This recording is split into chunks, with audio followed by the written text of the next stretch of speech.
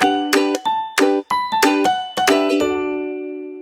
everyone, welcome back to my YouTube channel. In today's video, I'm actually going to be doing an Etsy shop critique. This is one of the many free critiques I do every single month for free to give back to my community. So if you would like a chance to win a critique, I will leave the link right below the video where you could sign up. Now, if this is your first time visiting my YouTube channel, consider subscribing. I do upload weekly videos to help you build an impactful online business.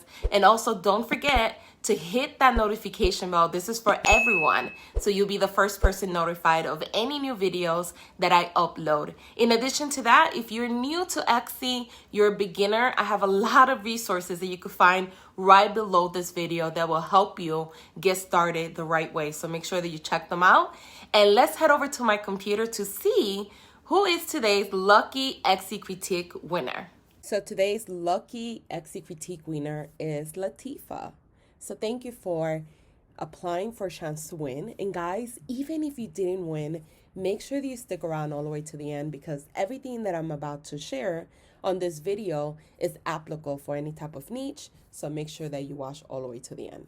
Also, don't forget to leave comments below to help her out.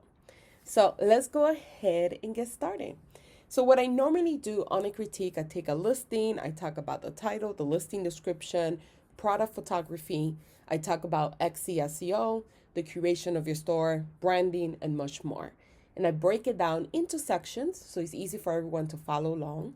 By any chance, if while watching the video or after you finish watching the video, if you have questions about anything that I talked about, make sure that you leave a comment below and I will make sure to answer your questions that you guys have.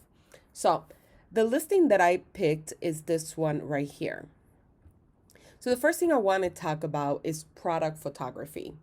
And when you sell on an e-commerce platform like Etsy, maybe in the future you want to sell like on Amazon, it's really important. And this goes also if you have your own website as well. It's really important that your photo, it is an amazing photo. And the reason why is because you could have an amazing product, but if your photo is okay or doesn't look the best, people are not going to take notice of your product and click to learn more about your product and engage with your brand. So when you're in the feed, like when people are searching for your products in the Etsy feed, right? This will be your product here, and this is your competitor. This is your competitor down here, another competitor here, another competitor here.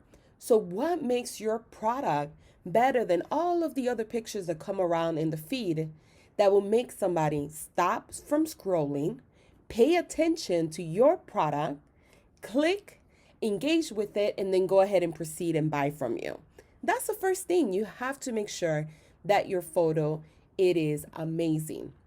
Now, I'm looking at your photo here. You only have one picture, and it has the product here.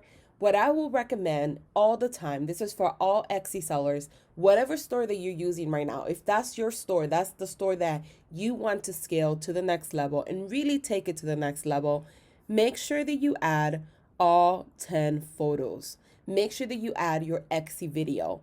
The more photos you have here, the more people will engage with your brand, and hopefully the more time that they spend in your store, the more time that, or the higher the probability that they'll go ahead and click and buy from you. But photos actually do help you. And there's different things that you could do with photos. One, obviously having your main photo, which showcases the product, that when people look at it, they're not confused of what they're getting. It's a clear image of whatever they're buying. But then have additional product pictures of your product in different angles, maybe having somebody holding the actual recipe card, having a video of the actual recipe card where they could see it. Also make sure that you start asking people for an email list. Start collecting email. I don't see that in your website or in your Etsy store at all. You need to start collecting emails, because not every single person that comes from the Etsy search feed or from Google or for your own traffic that you're driving back are going to buy the first time that they engage with your store. So you need to have a system in place that if they don't buy, that you capture their email so you could remarket to them at a later time. So having a picture where you ask people, hey, join my email list, here is an incentive that I'm offering you, is really important. And I know it could be a little bit intimidating starting an email list, asking people to join the email list, but you need to do it as a business owner. If you want to grow your store to whatever income you want to make, whether it's $1,000 a month or whether it's $10,000 a month, you need an email list. So make sure that you start that as soon as possible. And this is for anyone listening. Make sure that you start your email list.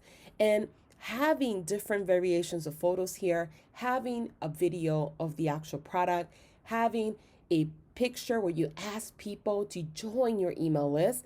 And you could always say link in description, and then you put your link in the description area that they could copy and paste and join your email list. But you definitely need to work on this. Keep in mind that, yeah, opening an Etsy shop relatively is very cheap compared to when you do like a business outside of Etsy. Like if you were to open your own store somewhere in the city, right? It is very easy to do on Etsy, but don't confuse that with treating it as a hobby. If this is your business and you really want to scale it to the next level, you have to make sure the first thing is taking advantage of Etsy's features. If they give you the opportunity to add 10 photos, you add all 10 photos. If they give you an opportunity to add a banner, you add a banner. If they give you an opportunity to add a logo, then you get a logo. It might be baby steps for you and you're just doing it as you go. That's okay. But you need to treat it as a real business. If you only have one photo and you haven't taken the time to do more photos and test out different types of photos, it just shows that you haven't done all the work yet. But you did ask for a critique, and I know that that's the first step, right? In understanding what am I doing right, what do I need to improve, and that's what we're here for you. And hopefully by the end of this critique, Latifa, you feel empowered to do the changes that you need to change, and you feel empowered that you have some sort of structure or a little bit more glimpse of what you're supposed to be doing. Now, keep in mind that depending on the graphic design software that you're using, some you can add like shadows, or there's ways to do it, but it's very technical. What I would recommend is something like Photoshop, where you can make this look like it's an actual tangible item, even though this is an instant download, which means it's a digital product. You want to make sure that the photo of it looks like it's a tangible product, and you could do so by adding shadows that will actually make your product pop up and make it look even nicer. I do like the fact that you have the size here. You do tell people it's an instant download, which is really good. But definitely work on your photos, making them better. And what I would do is, because this color is so close to this color, maybe just having a nice clear white background would do the trick. It's not a bad photo. You could just improve it. But definitely add more photos. Now, the next thing I want to talk about is your title and tags. Now, I looked at this listing. You did not add your tags in your actual listing description. Then I looked at another listing and you didn't do it on that one either. I thought maybe you did a mistake. We all make mistakes, guys. And I have done it before, that I created a listing and I forgot to add something or choose an attribute, etc. So I didn't see that. So what that shows me, if it's happening on all of your listing, it means that you're not properly setting up your account the right way, which is fine. Let's see, you had your store open now. It doesn't have the date, which is really weird. I don't think I've ever seen a store without a date. I'm assuming you opened it this year. Oh, okay, right here it says it. It just looks different on my screen. But I know with Etsy, they're constantly moving stuff around, so that's probably why. So you've been open since 2020. I don't know if it's late 2020, right? December or November. But definitely you want to make sure that you are, whatever keywords you want to rank for, you're putting them in your title and you're putting them in your tags. And that's title and tag relevancy. And that's really important for Etsy SEO. So you definitely want to make sure that if this is your focus keyword or your main keyword, you want to make sure that your main keyword is included in your title. And this is like a longer tail keyword. So a long tail keyword. So this keyword will be split into two tags. And you want to make sure that this keyword also is included in your first 155 characters of your listing description, because that's considered your meta description. That's what's shown to your listing is shown on not only on Etsy search feed, but it's also shown to people on Google when they search for these particular tags. So the meta description is pulled from the first 155 characters of your listing. And this is what people see when they do a search on Google. So you want to make sure that it includes your main keyword. You want to make sure that it includes a description of whatever you're selling and some sort of call to action to get people to click, to head over to your Etsy store and then engage with your product. So you could say, click to learn more, click to grab yours today, click to shop now, click to learn. Oh, I just said that. Click to learn more. So any type of call to action that you could think of that you're telling the customer what action you want them to take next. But I don't see that in your listing description. Obviously, you didn't put the tags. And another thing that your store is lacking is the actual listing description. I want to say this because it's really important that you understand how how everything helps each other out. So, for example, your photo is what makes somebody stop what they're doing, click on your listing, and pay attention to your product. That's the job of the photo. How can I grab that person's attention? SEO, right? Etsy SEO is how people actually find your products. When they type in a keyword or a search query on the search engine or on Google, if you're using that search query, your listing will rank for that keyword, depending if you're using a keyword that's not too competitive and that you could organically rank for. When they find that listing is based on the photo or based on your meta description, if they found you on Google, that's when they'll go ahead and click and go to your store. And then keep in mind your listing description ultimately helps that person, go ahead and buy from you. The listing description should have everything and anything the customer should know about what you're selling. And the listing description is going to make that person make an informed decision, right? If they want to proceed with the sale, if they want to go ahead and buy from you. But if they come here and there's no information and there's just a little bit of information here, they might be turned off or not even buy from you. They might not look at your store and think of you as a store that's complete, only because you don't have a photo here of yourself. You do have a logo, so great job there. You don't have a banner. You don't have too many listings. I don't believe there's a magic number of you need to have 1,000 or you need to have 40. What I always tell people is at least have 10 to 15. Only because if you have more listing, it just looks like a store that's full and it has a lot of things on it. That's all it is. Just to kind of fill up the first page of your homepage. And then keep in mind, people do look at your store. You don't have completed shop policies. You don't have a photo here of the shop owner.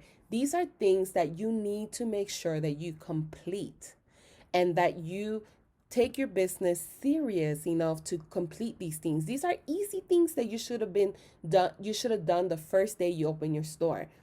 Adding a photo of your beautiful self is an easy thing to do. Making sure that things are filled out is easier than Etsy SEO or is easier than creating a new product. So these are things that you should have done originally just to kind of get out of the way. But your listing description, going back to that, it is lacking. And you don't have you want to make sure also that your customer service comes out in your listing description. You want to make sure that you have something in there that says, hey, if you have any questions about this product, it will be my pleasure to answer all of your questions. Feel free to message us, sincerely, Latifa, or whatever you want to put. But just making sure that person, when they read this, they feel that there's a person at the end of the screen, I guess, or there's a person that they could reach out to if they have further questions about the product. And if you write a well listing description that has everything and anything they need to know, most likely they wouldn't message you because you gave them all the information. And that's ultimately what you want. You don't want people to just be messaging you all the time either. You want to, do less. You want to work smarter. but you definitely want to fill this out. And once you have your listing description craft out, then you want to make sure that you're optimizing your listing description for Etsy SEO. Now, Latifa, I highly recommend you join my Etsy Mastery course. I'm going to leave the link right below the video. I actually teach you everything that you need to do setting up your store. Whether you sell digital products or tangible products, my course walks you step by step by step on how the algorithm works, how to do Etsy SEO. I have a whole entire module for that. And then I teach you everything about your listing description, what you should write in it, everything that should be included, etc. But I would definitely join it because based on what I'm looking at, you do need a little bit of help, but you're off to a great start too. So don't take this and be like, oh my God, I'm horrible. Do not do that to yourself. Guys, if you're washing and you are in the beginning stages of a business, we all go through stuff that we have to learn, we have to tweak, we have to pivot, we have to change. We all go through this. Regardless of the level that you're in, you might be great at your shop, but then creating new products might be your difficult area. Or you might be great at Etsy SEO, but photos is the area that you struggle with. Everyone has struggles, including myself. So I hope that everything I'm saying inspires you and motivates you to make the changes necessary, but doesn't make you feel like you're not doing enough. Okay. So just make sure that everything you take today is going to definitely move you to the right direction. So definitely work on this. And looking at your listing, let me see here. Categories, you did good. You put digital prints and that's what you sell. So that's good. Attributes, you didn't add any. You want to use attributes. This is for everyone. Attributes act like tags, meaning that there are people when they go to the Etsy search feed, they search for keywords, right? They'll type in wedding invitation. But there are people that when they go to the search query on Etsy, they look through the attributes. So if you pick the right attribute for your product, this is a Valentine product here, and you pick occasion Valentine, guess what? Your product is going to show up for that person. And people that search through attributes, they search there because they're looking for something very specific. And if they find your product, they're more likely to buy from you. So that's the reason why attributes work really well. You want to make sure that you only add attributes that are relevant to what you sell. So that way, when people look at your listings, they're more likely to buy. You don't want to use the wrong tags or the wrong attributes, because the more people see your products and the least people buy, it hurts your conversion rate, and it also hurts the placement of your listing.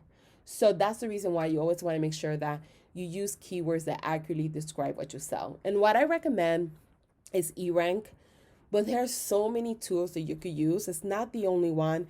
I use Allura. As you can see here, I will leave I have a list of resources. If you guys click below this video, you'll find a list of all of these different resources that I have that help you with keyword research, that help you with graphic design, that help you with anything that you're looking for. I highly recommend checking that out. But there's so many tools that you could use for keyword research, but it's important that you start understanding how Etsy SEO works, how Google works, and also how the algorithm works for Etsy. One of the requirements that they have is to fill out your About Me section, to fill out your shop policies. If you don't have these things in place, it does hurt the placement of your store. So looking at your store, Latifa, right now, you don't have your policies in place and you don't have your About Me section. So I do highly recommend when you get a second to do those things, because that's going to help you place higher in the search feed. Etsy does want stores that are fully completed before they start putting you higher in the feed. But you definitely need a little bit of work. But if you get started, you write everything that I just mentioned, you should be off to a great start. Now, keep in mind, guys, that if I didn't mention something on this video, leave a comment below, because we are here all to learn from each other, and you might have some great advice that maybe I didn't give. And ultimately, Latifa, what you want also is to have a banner of your store. How can you make your store unique? Because one of the advantages of selling on Etsy is that you have a building traffic already automatically. And that's why you need to do Etsy SEO so you could take advantage of that traffic. But one of the disadvantages of selling on Etsy is that you have a lot of competition. So how can you make your store stand out? There's a lot of things you could do. Create a unique offer. That's the number one thing you should be really focused on, is creating a product that's very unique and different.